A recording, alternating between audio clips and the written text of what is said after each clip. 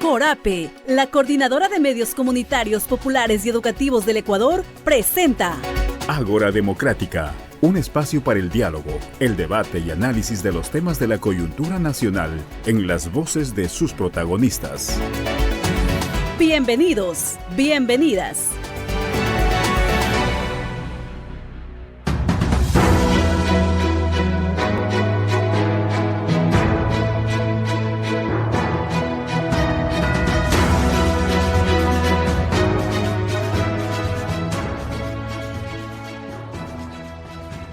¿Cómo van a esta hora del día, amigas y amigos de los medios comunitarios? Gracias por sintonizar una semana más a Ágora Democrática. Qué gusto que nos escuchen a través de nuestras radios afiliadas a nivel nacional, nuestro canal de YouTube y, por supuesto, las diferentes redes sociales. Hoy nos reunimos para conversar sobre la nueva Asamblea Nacional que se instalará en cerca de un mes. ¿Cuáles podrían ser los escenarios del legislativo y los retos? Ya lo analizamos junto a dos invitados, así que iniciemos de inmediato. Conservar el ecosistema es un deber. ¿Pero sabías que la principal especie en extinción es el ser humano? Cuidarlo es responsabilidad de todos y todas. Corape, por la vida.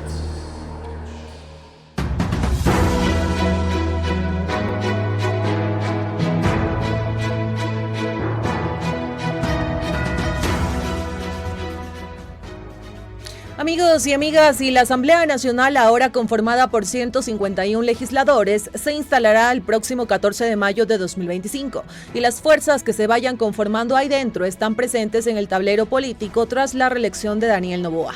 Hace días parecía que su partido Acción Democrática Nacional, ADN, comenzaría esta nueva etapa como la segunda fuerza legislativa con 66 curules. Sin embargo, los mismos asambleístas han ido revelando que ya han alcanzado 70 legisladores en sus filas, gracias a diálogos con distintas bancadas. Esta cifra no solo cambia la correlación de fuerzas internas, sino que sugiere una estrategia de gobernabilidad que combina alianzas tácticas con un fuerte componente de negociación política. No obstante, el legislativo convive con una propuesta o fantasma de fondo, que es la instalación de una asamblea constituyente, iniciativa de Noboa.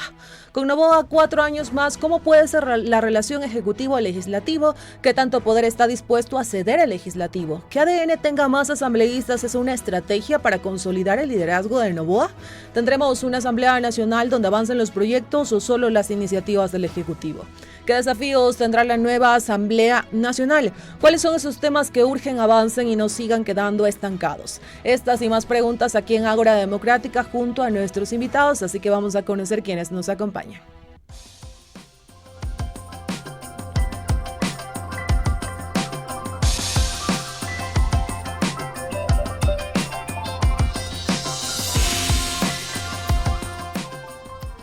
Amigos y amigas, y está aquí en los estudios de Corape Mauricio Alarcón Salvador. Él es abogado y máster en Dirección y Gestión Pública, ha sido consultor para organizaciones nacionales e internacionales en temas como derechos humanos, libertad de expresión, participación ciudadana, transparencia y lucha contra la corrupción. Es director ejecutivo de Fundación Ciudadanía y Desarrollo. Y también en unos minutos esperamos que se integre Verónica Morales. Ella es docente de la Escuela de Derecho de la UID, es estudiosa del derecho público, la política y sus intersecciones con la antropología.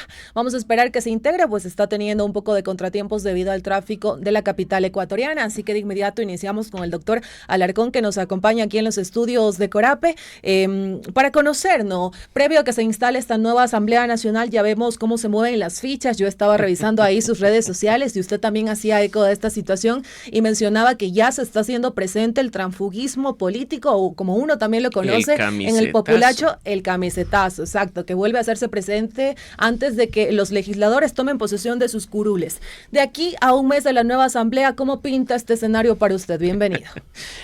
Buenas tardes, Elvita, un gusto estar aquí nuevamente contigo y un gusto a la audiencia, una buena tarde. Mira, estamos hablando de la primera función del Estado, el órgano de representación por excelencia. La Asamblea Nacional no es un grupo de amigos que hoy, en función de un proceso de selección a dedo o por lanzar una moneda al aire, decide en qué bando juega. Eso hacíamos nosotros cuando jugábamos fútbol en la calle. no cuando éramos electos bajo un membrete político, bajo un partido o un movimiento, después de que la ciudadanía diga yo quiero que tú estés ahí en representación de todos. Nos queda un mes de la asamblea actual, un mes en el que se cerrarán algunos temas, las discusiones finales de algunos proyectos de ley o quizá incluso se dejen encaminados ciertos asuntos de fiscalización.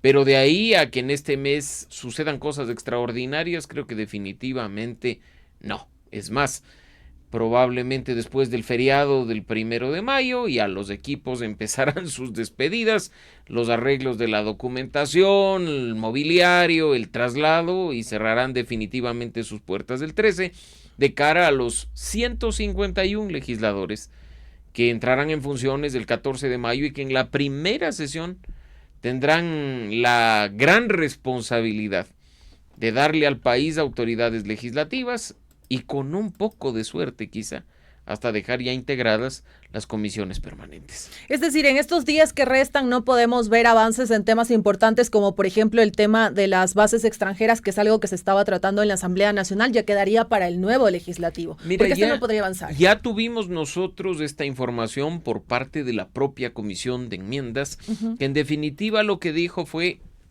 una prórroga es requerida por eso de las vacancias, como se conocen coloquialmente, las épocas de campaña, la integración y desintegración de ciertos espacios.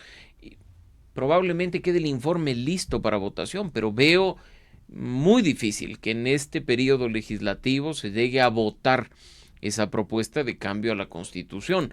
Y creo que esto que tú señalas es muy importante, teniendo en cuenta que la Constitución establece para este tipo de trámites una mayoría calificada, que en este momento corre respecto de 137 y que a partir del 14 de mayo correrá respecto de 151, que en este momento corre con la composición actual de la Asamblea, que es un tanto más heterogénea, y a partir del 14 de mayo dependerá del funcionamiento de esos dos grandes bloques monolíticos que los ecuatorianos decidieron poner en el legislativo, que es la Revolución Ciudadana y ADN. Doctor Alarcón, y cuando se habla acerca de que, pues bueno, se dejan avanzados algunos proyectos, borradores acerca de estas propuestas, yo le decía lo de las bases militares, ¿qué tan rápido puede la nueva Asamblea Nacional que se instale volver a retomar este tema? Porque ellos deberían de estar ahí conociendo un poco también qué es lo que está pasando en la Asamblea, conocerse entre ellos, definir a qué comisión va, entonces esto podría alargarse. Pero mira, hay cuestiones que ya no pasan por las comisiones, que pasan por el Pleno. Y que no requieren ni de semanas ni de meses para poder ser comprendidos, analizados y decididos. Creo que uno de ellos precisamente tiene que ver con este cambio al artículo 5 de la Constitución en lo que respecta a la prohibición de establecer bases extranjeras en el país. Lo que esperamos más bien es que si ya queda listo el informe, se convoque tan pronto se pueda al Pleno de la Asamblea Nacional para debatir y votar, teniendo en cuenta que ese no es el paso definitivo y absoluto, además, sino que seremos nosotros, los ecuatorianos, quienes debamos volver a las urnas para ratificar o negar lo que la Asamblea diga al respecto. Pero el primer gran paso es la aprobación por parte del Pleno mediante una mayoría calificada. Doctor Alarcón, y bueno, este tema yo lo mencioné, pero hay otros que están pendientes en el legislativo que ya los vamos a ir analizando también porque son urgentes para la población. Pero yo lo decía también en el contexto del programa y señalaba que previo a que se instale la Asamblea Nacional estamos viendo estos temas del transfugismo político, los camisetazos. Una situación así considera que también se debe a la reelección de Daniel Noboa o ya era algo visto en esta Asamblea Nacional en donde eran dos fuerzas, ¿no? Revolución Ciudadana y ADN. Eso es parte de la política nacional. Las personas que creen que uno vota por ellos porque están lindos en la foto, que no hay en la papeleta ya foto para legisladores, o que nos convencieron con los afiches que pusieron a lo largo y ancho de todas las ciudades. Las curules pertenecen a los partidos y a los movimientos, no a las personas. La forma en la que usted y yo votamos el pasado 9 de febrero es en lista cerrada, por la organización política, no por nombres de personas. Por lo tanto, creer que en función de un resultado de la segunda vuelta yo voy a moverme un poquito para un lado o un poquito para el otro, cambiarme de color de camiseta, es inaudito. Mira que incluso la Asamblea actual en un gran acto de responsabilidad, introdujo en el paquete de reformas a la ley orgánica de la función legislativa la sanción al transfugismo, para que las curules pertenezcan a los partidos. Y esta reforma fue objeto de un veto total por parte de Daniel No les convenía Noboa. a los asambleístas. Y ahora se entiende por qué. Porque probablemente el gran beneficiado del transfugismo en este momento es ADN, pues. No solo con las candidaturas, que ya vimos que terminaron siendo pues una colcha de retazos. Por ahí uno de Revolución Ciudadana, uno del Partido Social Cristiano, otro de la Izquierda Democrática, pero ahora todos son morados ADN, sino incluso con lo que está pasando en este momento, ¿no? Ya hemos conocido una primera baja del grupo de la Revolución Ciudadana, un asambleísta por la provincia de Los Ríos. Se dice que habrían 8 bajas adicionales en los próximos días.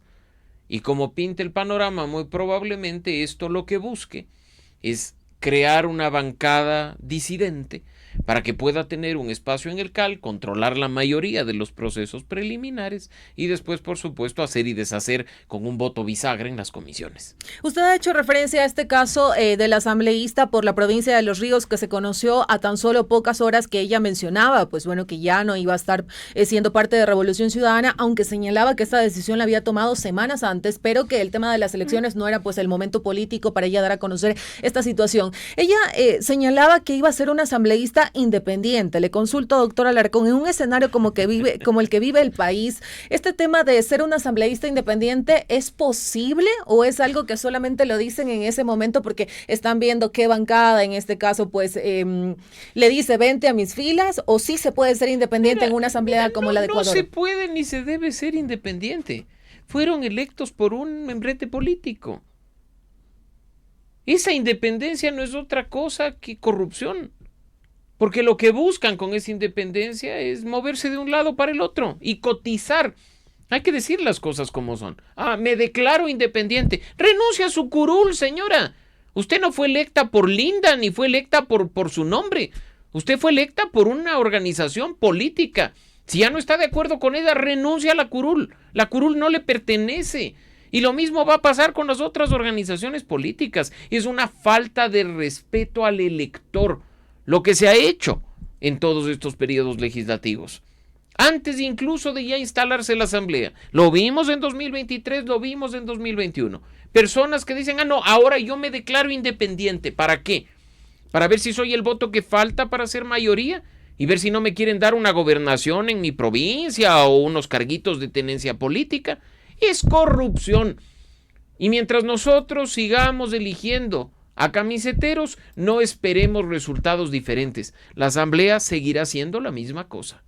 Pero ahí también hablamos de estos cambios no dentro de las organizaciones políticas, porque eso señalaban, ¿no? Organizaciones políticas que quizás han tenido sus bases sólidas, pero ahora ha ido cambiando con el paso del tiempo, o asambleístas que nunca, pues tenían, cuando eran candidatos tenían como que este mismo tema de las ideologías políticas por parte de los partidos, y que luego pues ellos han decidido ya, una vez que gané el puesto en la Asamblea Nacional, voy a qué partido decido irme, ¿no?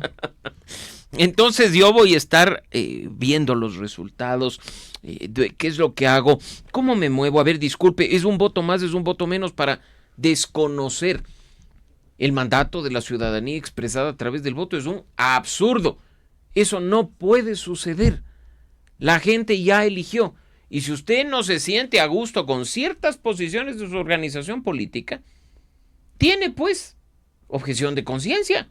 Como ha pasado en múltiples ocasiones cuando se han discutido temas sensibles, como el aborto, como ciertos otros temas vinculados a aspectos de género.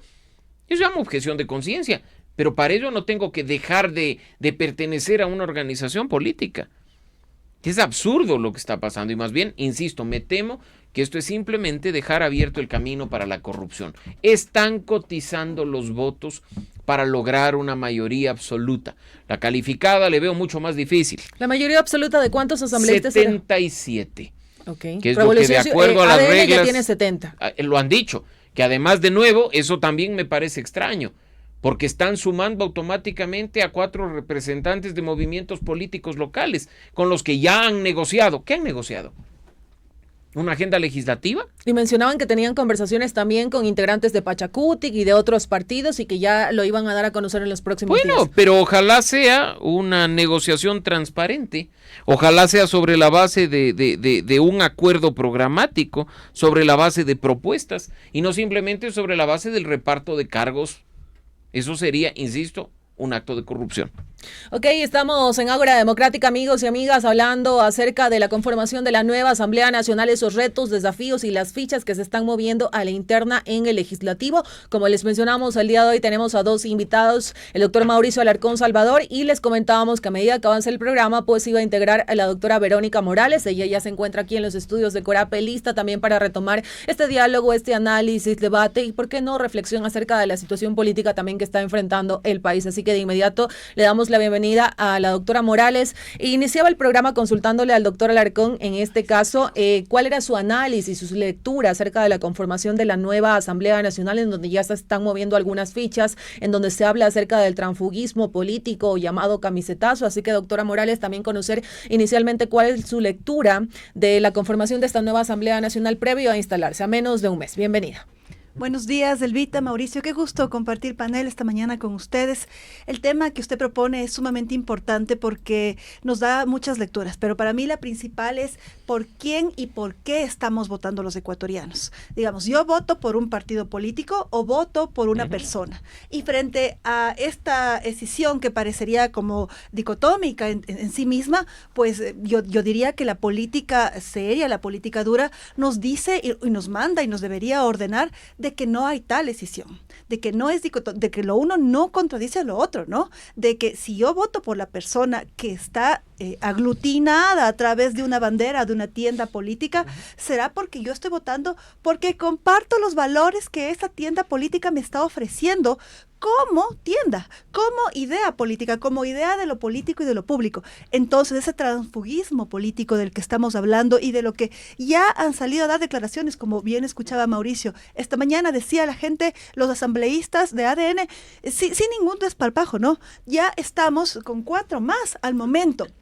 Estamos con 4 más y por favor, yo sí quisiera acá puntualizar una cuestión. No se trata de que sea ADN o Pachacutic o Alianza País, RC, digamos, el que queramos invocar, los socialcristianos, los que queramos invocar, sino la cuestión radica acá en que los ecuatorianos en principio acudimos a las urnas a votar en principio por una idea política, no digamos un partido, sino por unas ideas políticas que serán más decantadas a la derecha, al centro o a la izquierda, ¿no es cierto? Y que, digamos, en principio yo voto por eso. ¿Y qué es lo que pasa si es que después de que yo entregué mi voto, ¿no es cierto?, el ejercicio democrático, mi confianza le estoy entregando a mi representante de mi provincia o a nivel nacional, para que este acto seguido, después de proclamados los resultados, diga, bueno, gracias, pero yo no he sido tan de izquierda, yo he sido más de derecha, o yo no he sido tan de derecha, yo he sido más de centro. Y bueno, veamos en qué decanta esto, ¿no? Y yo también le consultaba al doctor Alarcón precisamente acerca de este ejemplo que habíamos puesto sobre la mesa, y es de la asambleísta por Los Ríos, la asambleísta Salazar, si no me equivoco, que ella anunciaba su salida de Revolución Ciudadana hace tan solo unas horas, y ella ponía sobre la mesa este tema de ser una asambleísta independiente. Yo le consultaba al doctor Alarcón si ser una asambleísta independiente en una asamblea, en una legislación como la de Ecuador, ¿es posible o solamente es algo, una narrativa que imponen a su salida de un partido político? Es que es interesante pensar esta independencia después de haberse lanzado bajo la protección y el amparo de un partido político, ¿no? Bueno, pero eso ya nos da mucho que decir de las opiniones o digamos, de las justificaciones con las que ella justifica su salida de la Revolución Ciudadana, ¿no? Pero más allá de eso, lo que está pasando aquí es que tener un asambleísta suelto, independiente, es tan útil o tan funcional como tener un tornillo que anda suelto dentro de la mesa y que seguramente puede encajar dentro de esta mesa donde estamos en este escenario esta mañana, sí, en cualquiera de las patas, y que puede ayudar a embonar y a sostener esa pata o esa esquina de esta mesa. Y bajo esa analogía, lo que yo quiero decir es que esta asambleísta suelta o estos asambleístas sueltos, para no personificarlo en ella, sino en general los asambleístas sueltos, lo que pueden hacer hacer es normalmente ayudar a sumar o a restar frente a posiciones diversas. La cuestión está en que cómo le exigimos a esta persona, ¿sí? Cómo le exigimos a esta persona que responda a sus planes, a sus ideologías por las que en principio votamos, si es que está suelta. Porque, digamos, no tendrían el control político que tiene el partido, ¿no? Que entonces las aglutinaciones políticas pueden hacer un control, ¿no es cierto? Pero frente a este escenario, ¿quién la controla? ¿Quién detiene estas negociaciones? Porque a la final del día no sabemos qué es lo que estarán negociando, ¿no?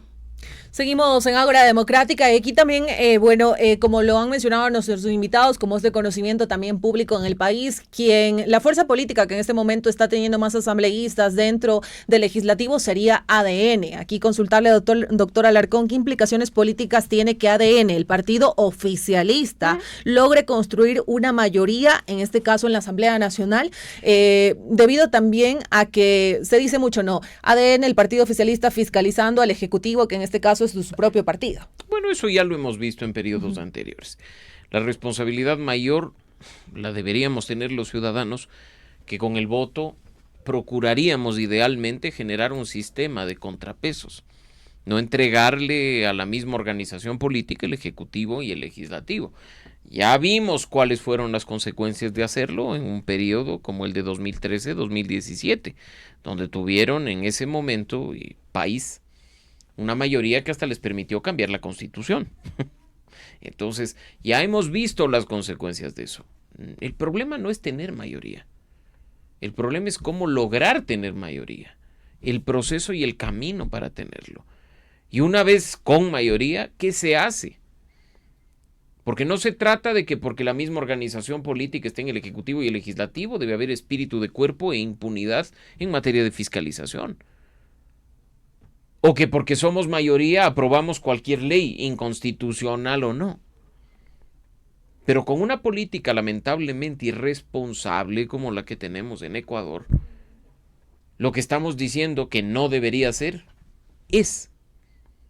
¿Cómo se conocía antes cuando habían estas mayorías brutales a la Comisión de Fiscalización? Como la Comisión de Archivo.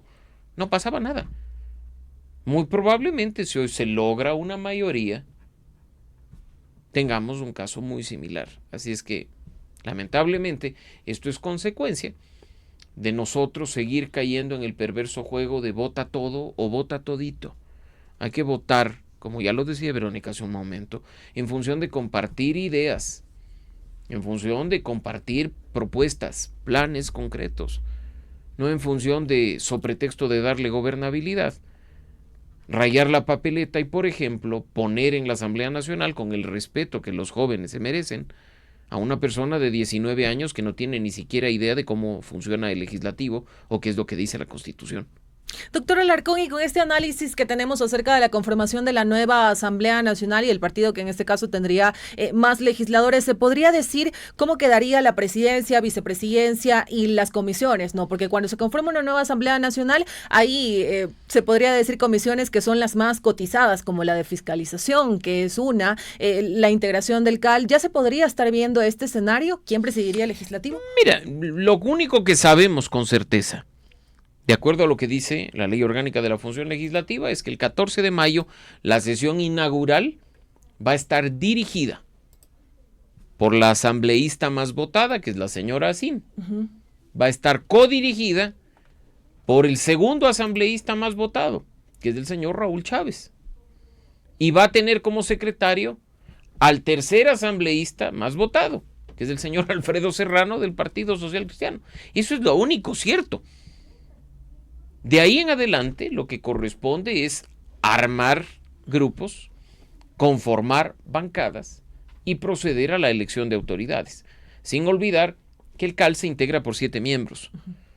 Un presidente y 2 vicepresidentes de la Asamblea, pero 4 vocales que deben formar parte de bancadas constituidas para el efecto. Y en este momento, por sí solas, las 2 únicas organizaciones políticas en capacidad de constituir bancada con un mínimo del 10% de los legisladores son la Revolución Ciudadana y ADN, con lo cual habrá que ver qué pasa con esas otras 2 vocalías. En un ideal democrático, Elvita y amigos, deberían estar representadas las fuerzas políticas. La más votada, bueno, que se lleve la Asamblea Nacional en cuanto a presidencia. Pero que la segunda más votada, que la tercera más votada se lleven otra parte de esa asamblea, de ese cargo de las vicepresidencias. Que sea un cale equilibrado. Pero no ha ocurrido así. Que no sea constitución de una aplanadora. Porque lo que hemos visto lamentablemente en todos estos últimos periodos ha sido eso. Como yo tengo los votos, yo mando. Mira que incluso se ha dado este nivel tan nefasto de irresponsabilidad. No le voy a poner un calificativo peor. De tener un catálogo de comisiones importantes y de comisiones de castigo. Como yo tengo la mayoría, pues repartámonos bien la Comisión de Justicia y Estructura del Estado, las 2 comisiones económicas, la Comisión de Gobiernos Autónomos Descentralizados. Pero los que nos caen mal, pongámosles como castigo la Comisión de Transparencia y Participación Ciudadana, la Comisión de Niños, Niñas y Adolescentes. Ese tipo de barbaridades son las que hemos visto en los últimos periodos, que ojalá ahora, con un poco más de madurez política, no los volvamos a ver. Y retomo con usted, doctora Morales, ¿cómo podrían responder las demás fuerzas, en este caso de la Asamblea Nacional, las demás bancadas, frente a, en este caso, una mayoría oficialista dentro del legislativo? ¿Considera que podrían buscar un bloque común, adoptarán tal vez una estrategia de fiscalización individualizada? ¿Cómo cree que podría darse este tema? Es que lo que podemos dilucidar sobre cómo actuarían, digamos, podría ser desde escenarios utópicos hasta muy distópicos, ¿no? Uh-huh. Y en ese escenario ya hemos visto que en este país no hay como ninguna medida para limitar o para frenar los peores escenarios. Sería impredecible. Ahora, es bastante impredecible, ¿no es cierto? Hacia allá vamos. Pero en ese sentido se entendería o se debería entender que si se intentó generar una coalición de las izquierdas, ¿verdad? Se debería intentar mantener ese espíritu con el que la candidata a presidenta por la Revolución Ciudadana intentó, digamos, establecer un diálogo, ¿no? Entonces la idea sería que veamos alguna articulación entre Pachacuti, entre la RC, digamos, la izquierda, y lo lógico sería que la centro derecha o la derecha se vaya decantando por el partido que más lo representa. Eso es lo lógico, eso sería lo lógico, pero ¿cómo están las cosas? Parecería ser que vamos a tener 2 grandes bancadas y pare de contar. Y por ahí tendremos entonces unos pachacutis sueltos, ¿no es cierto? Unos socialcristianos sueltos que estarán por ahí sueltos y que veremos, digamos, cómo van sumándose y cómo va decantando esto. Como le digo, el escenario es bastante utópico o distópico como lo querramos ver. Ahora, ¿qué espera la ciudadanía? Y digamos, yo como ciudadana ecuatoriana consciente, lo que mínimamente puedo esperar es que se permita un sistema de pesos y contrapesos y que a mi lectura eso ha pasado en las elecciones, que tenemos, ¿sí?, una asamblea que ahora está decantando más por ADN, ¿sí?, que pareciera que van a ser esta mayoría aplastante, ¿no es cierto?, por lo que las declaraciones que hemos visto esta mañana de ambos lados, pero que al final del día tenemos una revolución ciudadana con un know-how de cómo funciona la asamblea y que de lejos, tomando las palabras de Mauricio, sí, seguramente tiene mucha más experiencia en lo político, en el manejo de la cosa pública, que gente que acaba de salir del colegio, de la universidad, que no lo tiene, ¿no? Y lo digo porque a la final el caminar de uno no es de gratis, ¿no es cierto? El caminar de los políticos se hace y eso se demuestra, ¿verdad? Ese territorio que llaman ellos. Dicho esto, yo creería que teniendo una asamblea que permita, ¿no es cierto?, el trabajo del Ejecutivo, pero que el Ejecutivo a su vez permita el trabajo de la asamblea, eso es lo que esperamos todos. Ahora, eso no ha pasado. Hemos visto una asamblea repleta de fiscalizaciones constantes, hemos visto gritos en esos plenos de la asamblea y entonces parecería ser que el escenario utópico va decantando frente al distópico, ¿no es cierto?, frente a lo peor. Y de lo peor si no hay como un límite, porque siempre hemos visto en este país que lastimosamente se puede estar peor. Doctora Morales, y antes de irme a una pausa, en caso, pongámonos en el escenario, en caso de que se logre esta mayoría, ¿no?, en la Asamblea Nacional, ¿qué tan sostenible sería, considerando esto, la fragmentación política que hay en el país, los intereses también divergentes que existen por parte de las diferentes bancadas? ¿Qué tan sostenible se podría dar una mayoría? Yo creería que deben haber puntos de encuentro, ¿no? O sea, mi lectura es que vamos a tener escenarios en donde sí vamos a encontrarnos. Recordemos que en el anterior periodo de la Asamblea ya encontramos puntos de encuentro donde el Ejecutivo planteaba normativas, por ejemplo, en tema eléctrico, ¿no es cierto? Y la Asamblea decía, sí, vale, te damos el voto y continúa. Yo creería que vamos a encontrar, al menos en los primeros 100 días, una Asamblea en oposición, digamos, una RC, unas bancadas como, digamos, la RC y lo que pueda articular Pachacuti, que no vayan a oponerse directamente a las propuestas de Noboa, porque eso es lo que se esperaría, al menos para cuidar las formas al inicio. Ahora, también hay otras lecturas, y es que si vienen tan rotos, tan desgastados desde las oposiciones al Ejecutivo, seguramente va a ser una aplanadora ADN. Digamos, nos podemos imaginar ambos escenarios.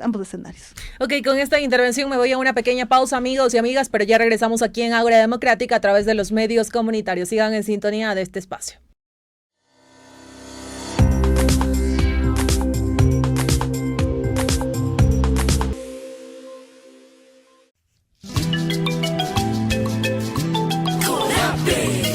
Coordinadora de Medios Comunitarios del Ecuador. CORAPE. Medios inclusivos y educativos. CORAPE.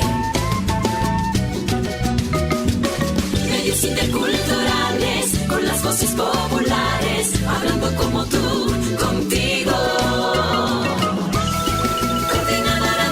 Comunitarios del Ecuador.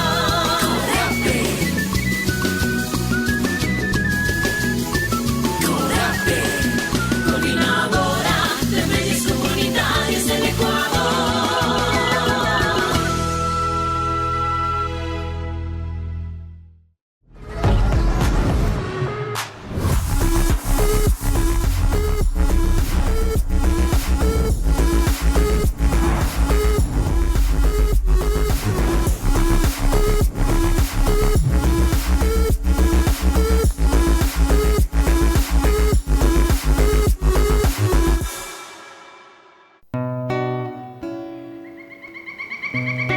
Conservar el ecosistema es un deber. ¿Pero sabías que la principal especie en extinción es el ser humano? Cuidarlo es responsabilidad de todos y todas. CORAPE, por la vida.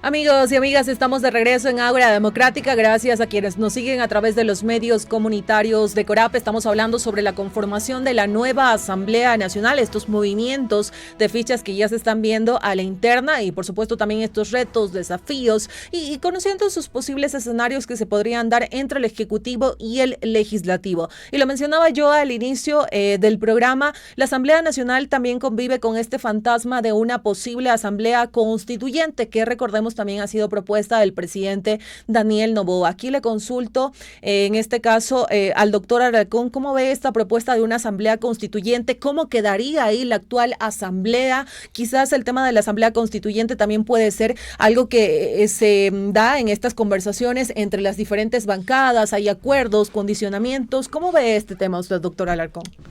¿Para qué una constituyente? Encima más se ha dicho que se quiere refundar el país por 21ª ocasión. Yo no sé si aquí estamos nosotros conscientes de que creo que ya con la última rompimos el récord Guinness del país con más constituciones del mundo. Peleábamos con Bolivia. Como no me gusta la constitución, la cambio. Y si estoy en un buen momento político, pues veamos si logro que además se convierta en sastrería y me hago un traje a la medida. Eso han sido los procesos constituyentes en Ecuador. ¿Qué sacamos con ello? ¿Solucionamos los problemas de fondo? Definitivamente no. La institucionalidad y el Estado de Derecho no se fortalecen ni se garantizan con un nuevo texto constitucional. O Son las acciones de las autoridades las que hacen la diferencia. En este momento, con lo que tenemos, deficiente o no, nos guste o no, podríamos tener pues una justicia independiente. Pero si tenemos un presidente que desconoce que, por ejemplo, tenía que haber mandado en diciembre del año pasado su terna para integrar el Consejo de la Judicatura. Si tenemos un Consejo de Participación Ciudadana al que le vale un pepino nombrar un nuevo fiscal y tiene entrampado el concurso, ¿requerimos constituyente para qué? De nuevo, ¿sastrería para hacer un traje a la medida? ¿O para más juego político? ¿O para tratar de consolidar más fuerza y ser más aplanadora? La idea de una constituyente, mencionada por los dos candidatos finalistas en la segunda vuelta, siempre fue una mala idea. Porque incluso ciertas cosas que se dijeron que requerían una constituyente, no es así. ¿Quieren eliminar el Consejo de Participación Ciudadana? Manden una propuesta de texto a la Corte que pasa por la Asamblea y finalmente nosotros votamos. Eso se puede hacer. Eso ya ha dicho la Corte Constitucional. El pretexto de la eliminación del Consejo de Participación no da para una judicatura. ¿Quieren cambiar la judicatura? Ya la cambiaron en 2011, pasado por la Asamblea Nacional, yendo por un referendo. ¿Se puede o no se puede cambiar la forma en la que se integre el Consejo de la Judicatura sin pasar por una constituyente? Entonces, no utilicemos una figura tan importante simplemente para satisfacer apetitos personales. Porque cuidado, y termina la cura siendo peor que la enfermedad. Doctor Alarcón, y usted ha dicho que es una mala idea el tema de la constituyente. Bueno, el presidente Daniel Noboa ha sido reelecto y en este caso le ha señalado que es una de sus propuestas. ¿Considera que quizás esta idea se podría pues ir desvaneciendo en el tiempo y aquí tendría algo que ver la actual Asamblea Nacional viendo él que tiene mayoría en el legislativo o es algo que no se podría dar? Mira, no se sabe. Y en este momento a mí me encantaría poder decirte a ti, a Verónica y a la audiencia que tenemos certezas. Pero ¿qué certezas podemos tener si en este país la Constitución y las leyes sirven para engrosar bibliotecas? Es la frustración que tenemos muchos abogados que decidimos, por desgracia, especializar los estudios en derecho constitucional. La Constitución está de adorno. Manda la política, mandan los votos, mandan las decisiones. Entonces, tú me pides una respuesta a esa pregunta y te digo, no la tengo. No lo sé, cualquier cosa puede pasar, como puede pasar también el milagro de que el gobierno que va a empezar el 24 de mayo, el mandato de 4 años, decida de una buena vez ser respetuoso de la Constitución, de las leyes y empiece a hacer las cosas como corresponde. Esos milagros también hay que creer que pueden ocurrir. Doctora Morales, y a usted también consultarle acerca de esta propuesta de la constituyente. Bueno, en este espacio y en otros se ha hablado mucho acerca de este tema porque ha estado presente en la coyuntura electoral, en la coyuntura política, una vez ya han terminado las elecciones, pero inclusive se hace mucho más fuerte este debate. ¿Cómo ve este tema? Y tal vez lo mismo, ¿no? Sabemos que el escenario es un poco incierto, pero ¿podría esta propuesta irse desvaneciendo en el tiempo? Porque ya debido a esta mayoría que se podría conformar en la Asamblea Nacional, pues deciden, no, lo hacemos a través de otras propuestas, no vemos el tema de la necesidad de una constitución. ¿Cómo ve ahí esto y también en qué situación quedaría la actual asamblea? Pasa algo y es que desde que el presidente fue electo ahora hace 3 días, ¿no es cierto? Más bien se ha ratificado en los criterios de constituyente, no solamente a través de él, sino vocerías que hacen, digamos, gente que sabemos que trabaja en el gobierno, pero que además hace incidencia pública, política, lo están diciendo y lo están sosteniendo. Entonces, más bien, en vez de que menguar esta idea, pareciera que va creciendo, ¿no? Y que este crecimiento de la idea va a decantar más temprano que tarde, seguramente en una convocatoria constituyente. El procedimiento está trazado en la misma Constitución. Ahora, como bien decía Mauricio, un para qué es la primera pregunta, ¿no es cierto? Pero además recordemos una cosa, desde el pensamiento jurídico, las constituyentes son fundacionales, ¿no es cierto? Fundan. Entonces, se pasó la Revolución Francesa, nos tomamos la Bastilla y vamos a generar una normativa constitucional que constituya a esto que hoy llamaremos Estado democrático, ¿no es cierto?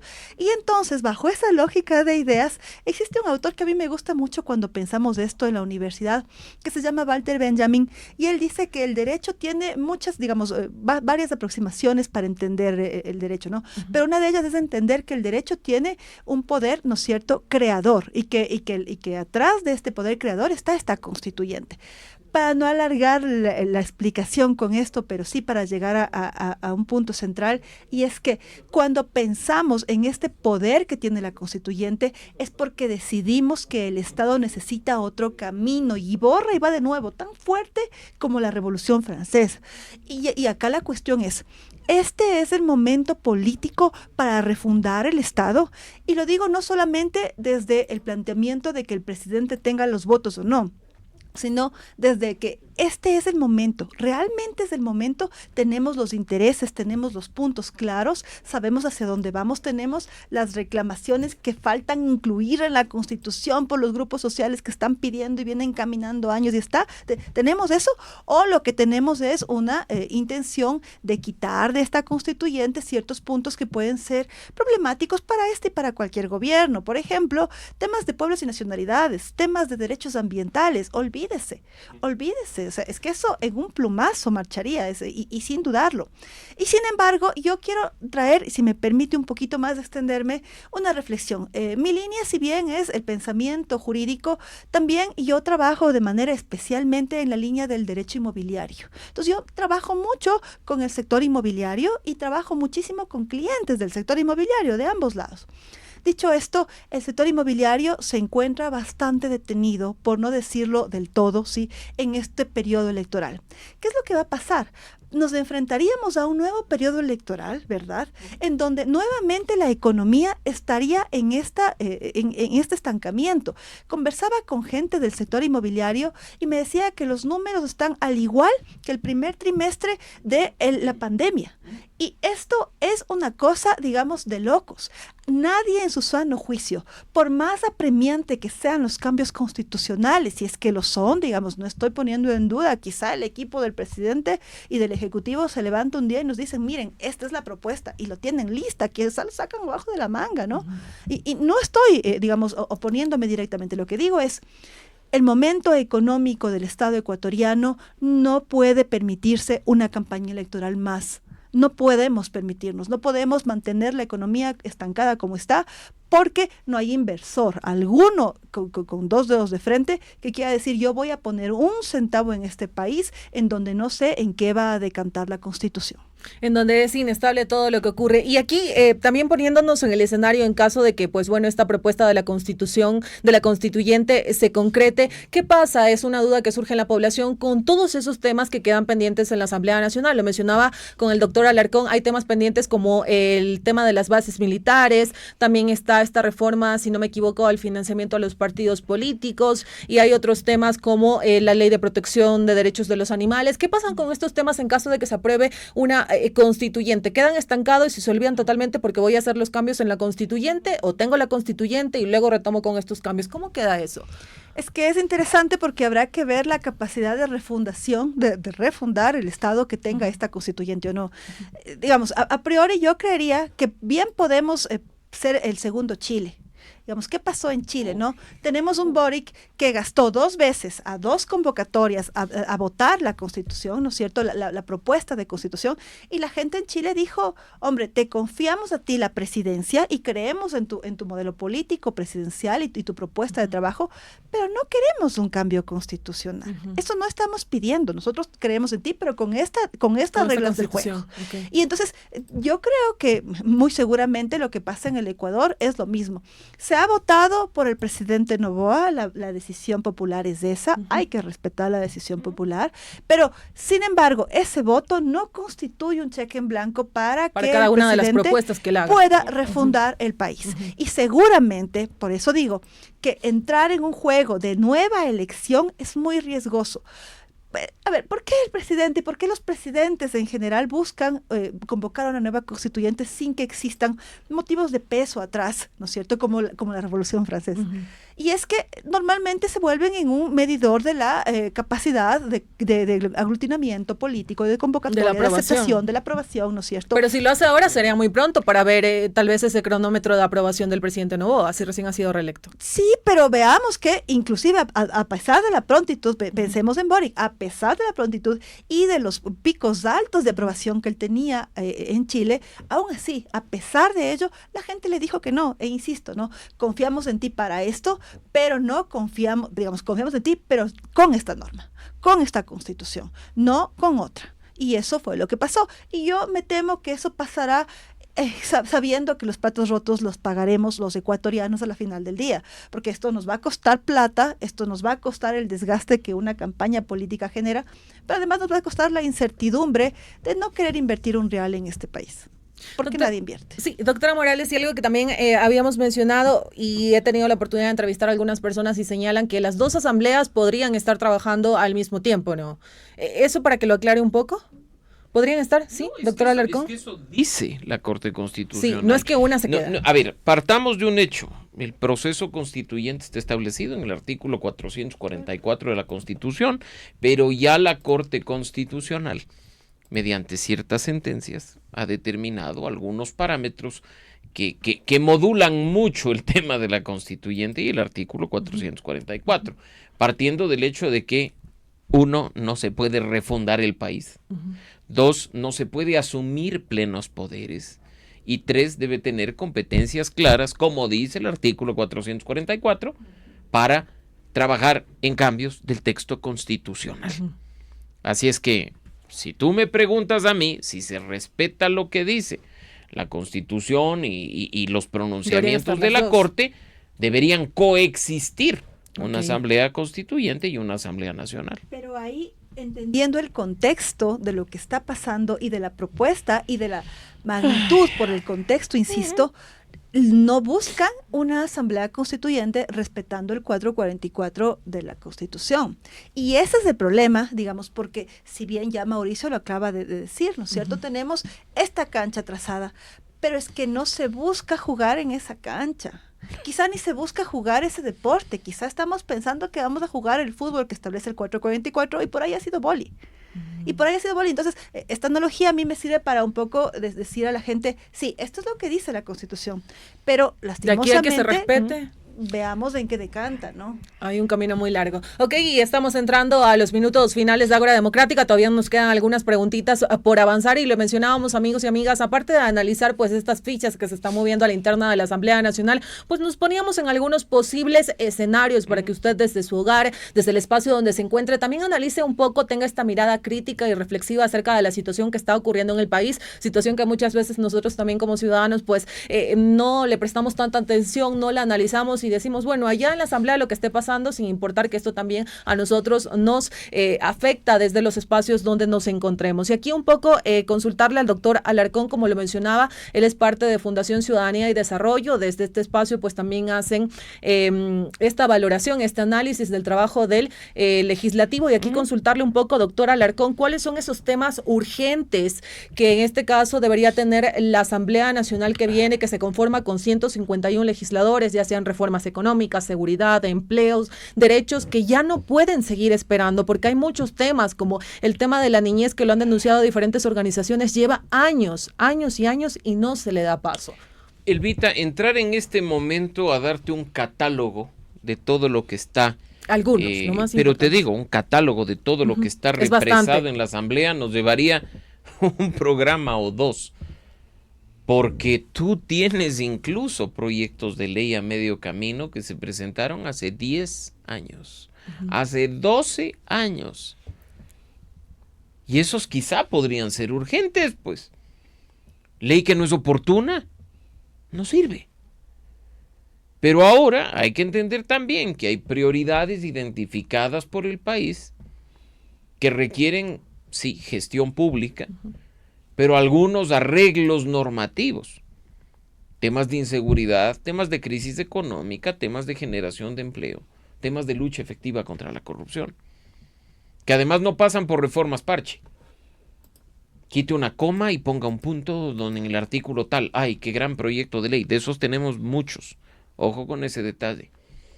sino reformas serias, profundas, discutidas de forma multisectorial y colaborativa. ¿O estamos esperando que sea el Ejecutivo el que nos ponga la agenda por la vía de los proyectos urgentes en materia económica, como sucedió en este periodo?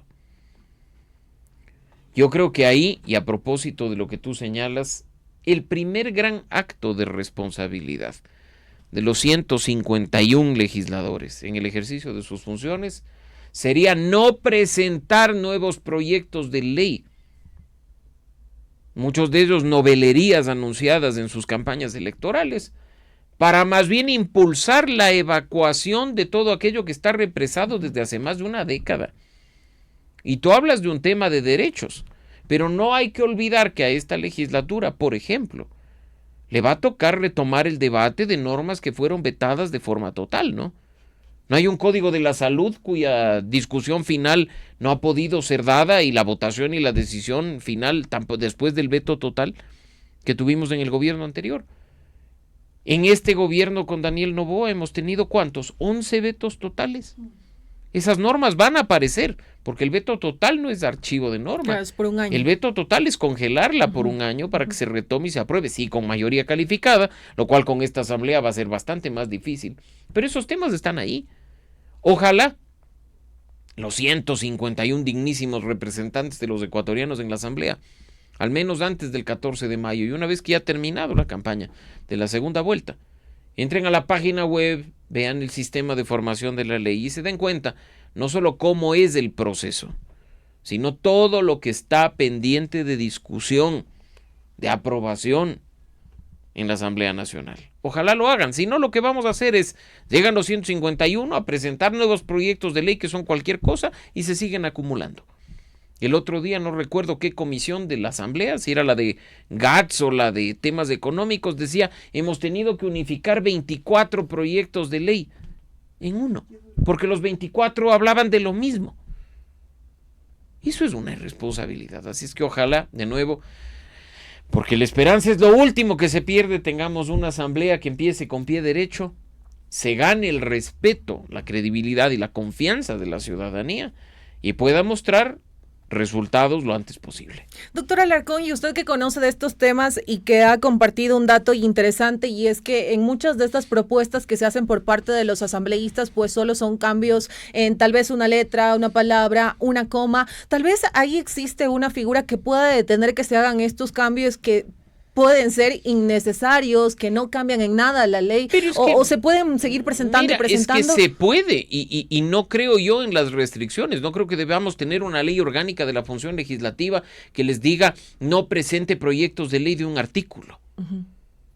Hay que exigir responsabilidad a los asambleístas. El criterio de ellos también debería de ser bien formado. Madurez política, criterio e inteligencia para no hacer el ridículo. Mira que en este periodo, no vamos a dar nombres porque después te vayan a pedir derecho a la réplica, llegaron a presentar proyectos de ley que ya habían sido negados por ellos mismos en cuestión de semanas. No, es que ahora vamos por un nuevo intento, a ver si ahora pasa. Perdón, ¿qué es eso? Porque además hay que tener en cuenta que para aprobar un proyecto de ley hay que seguir un proceso que no es barato. Y no me refiero solo al tema económico, sino al factor tiempo. Las estadísticas de la Asamblea nos dicen que aprobar una nueva ley en Ecuador, con suerte, lleva 1 año y medio, salvo obviamente los proyectos urgentes en materia económica que se evacúan en 30 días. 1 año y medio. Y aún así, ni siquiera dentro de la misma bancada se ponen de acuerdo y presentan proyectos por presentarlos. Doctora Morales, y este mismo tema también para usted, ¿cuáles son esos puntos claves, esos temas claves que ya deben ser avanzados, darle continuidad a la Asamblea Nacional para evitar que estén represados? Mucho también se habla desde organizaciones de temas importantes como el Código del Trabajo. Yo hablaba también del tema de la niñez, de estas reformas al Código Integral Penal. ¿Cuáles son esos otros temas que ya no pueden seguir esperando porque son con urgencia en el país? Lo ha dicho el doctor Alarcón, hay unos que llevan muchísimos años, más de 10 años. Eso implica también no solo una Asamblea Nacional, sino la que sigue, y no podemos seguir así. Efectivamente, el país tiene como muchos puntos abiertos o muchos temas sin haberse zanjado durante mucho tiempo.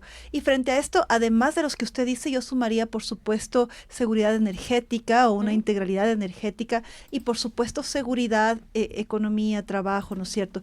Frente a estos puntos que claramente se recogen de las necesidades que cualquier persona le diría, o sea, no se requiere haber pasado por la Asamblea para establecer estos puntos que pueden ser de interés para los ciudadanos, ¿no es cierto? Sin embargo, va a quedar ya en la presidencia de la Asamblea generar una especie de privilegio de posicionar primero ciertos temas frente a otros. Y ahí es en donde se requiere el diálogo político. Porque precisamente si es que yo presido la Comisión de Garantías Constitucionales y yo vengo de del movimiento indígena, yo vengo de Pachacuti, vamos a decirlo, a mí me interesará que salga una normativa que regule temas de comunas, de comunidades, de pueblos y nacionalidades. ¿Sí? Y yo llego y digo, esta es la que va a ser y además está en mi comisión y yo presido. Pero los otros no están de acuerdo. Y los otros no están de acuerdo. Y entonces ahí es donde se requiere el diálogo político, que no me refiero a negociaciones, digamos, por fuera con prebendas, sino más bien me refiero a el diálogo político serio, juicioso, que requiere el Estado ecuatoriano para privilegiar una agenda en pro del país. Frente a eso, digamos también, la Asamblea tiene que responder a tiempos de la Corte Constitucional. Recordemos que en los últimos años la misma Corte Constitucional ha generado sentencias en donde manda a la Asamblea a legislar sobre temas. Y esto, y digamos, a veces ni eso ha podido, ¿no? Y a veces no ha podido, digamos, podríamos nombrar acá varias sentencias en donde la Corte Constitucional le dice, señores Asamblea, tengan la bondad, legislen sobre este particular. Mientras ustedes no legislen, se actuará bajo los principios contenidos acá. Palabras más, palabras menos.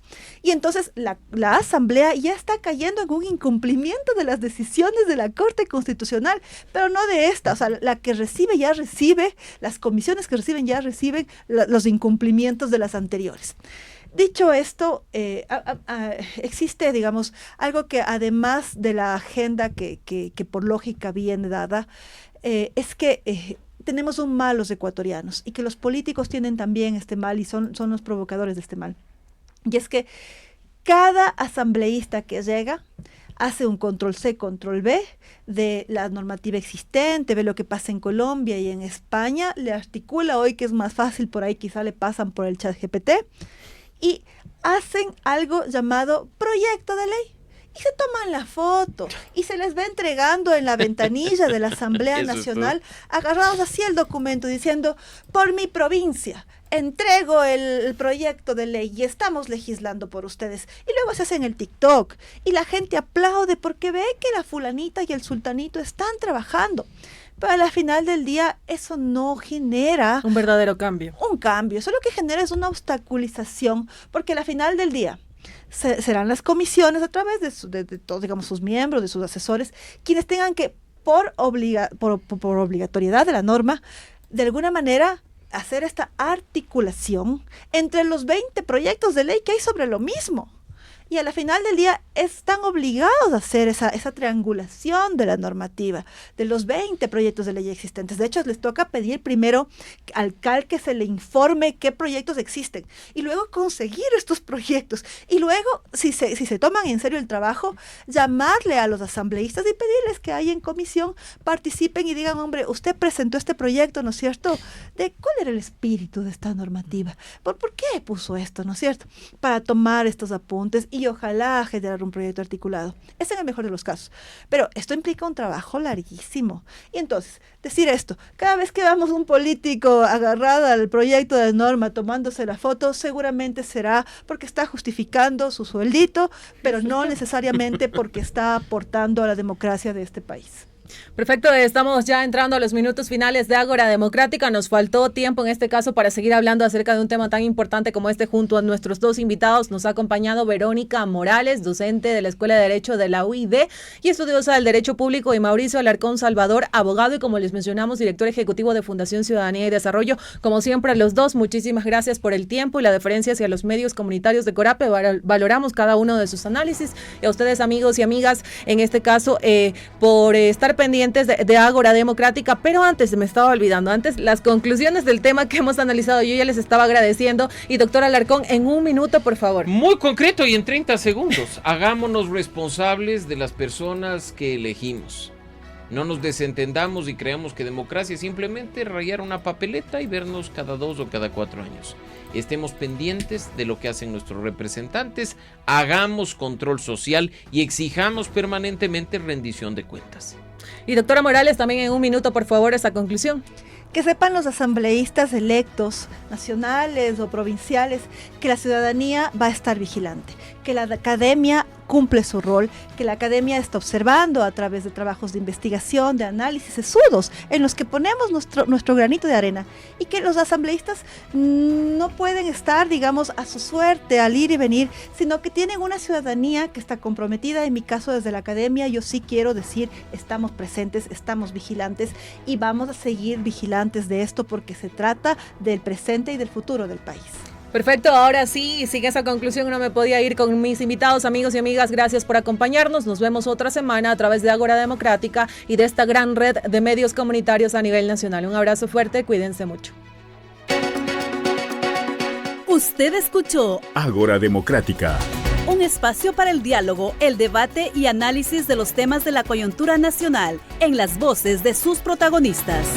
Una producción de Corape, la Coordinadora de Medios Comunitarios Populares y Educativos del Ecuador. Hasta un próximo encuentro.